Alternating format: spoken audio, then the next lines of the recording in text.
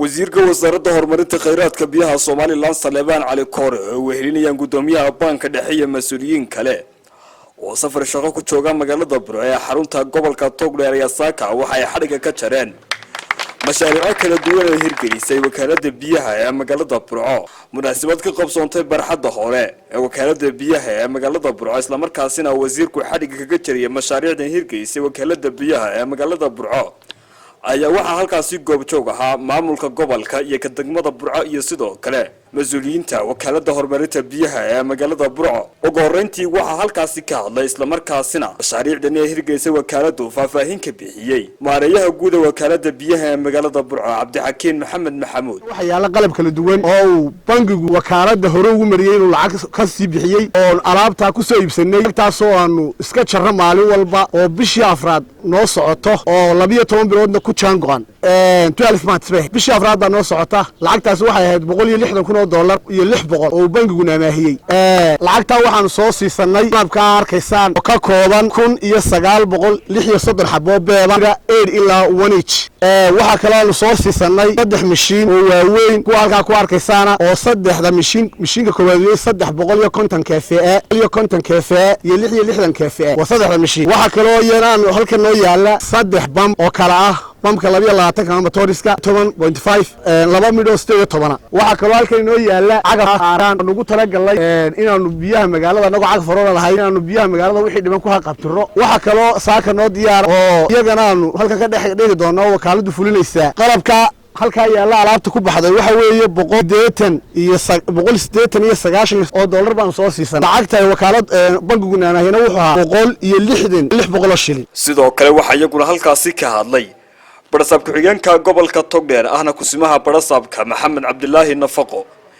maayirka magaalada Burco sidoo kale gudoomiyaha hay'adda dhawrista tayada waxaana ay ka marakeen dadaalka wada wakaalada biyaha ee magaalada Burco iyagoona ku amaanay waxqabadyada kala duwan ee wakaaladu wado aan hambalyo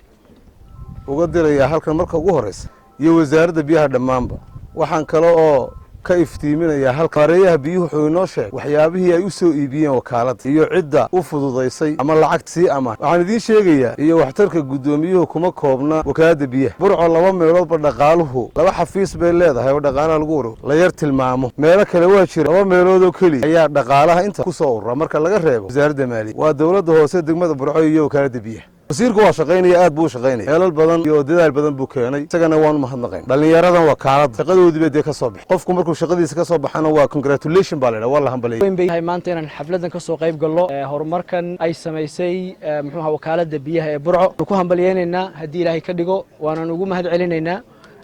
ka hay'ad ahaan waynu ogsoonahay muhiimadda uu leedahay tayada qaranka uu leedahay maareeyaha wakaalada biyaha iyo maareey ku-xigeenka iyo shaqaalaha weynaha wakaalada biyaha runtii u dhabaradaygay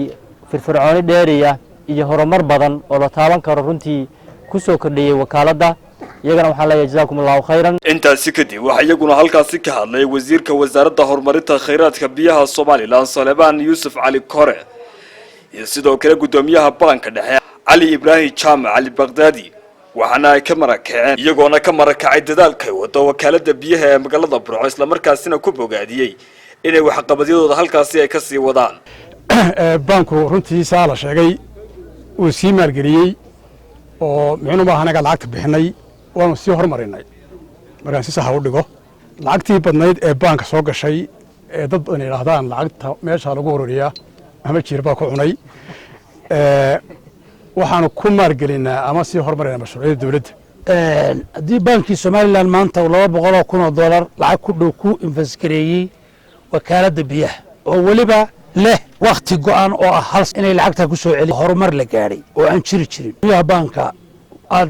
aad baan ugu mahadnaqaynaa waxaan ka halkan mar labaad ku amaanayaa maareeyaha oo ah nin fishan leh runtii oo fishan weyn leh iyo maareeyaha ku-xigeenka iyo shaqaalaha wakaalada waan isleeyahay la'aantood isleeyahay hawshani ma dhacdeen fishanka gudoomiyaha banka iyo anigaba noola yimid gudoomiyaha banka iyo anagu aan xogaal ka ahayn maanta si ay tahay arrin halkan taalo oo aad ka wada arki doontaan ana ku soo kordhinaysa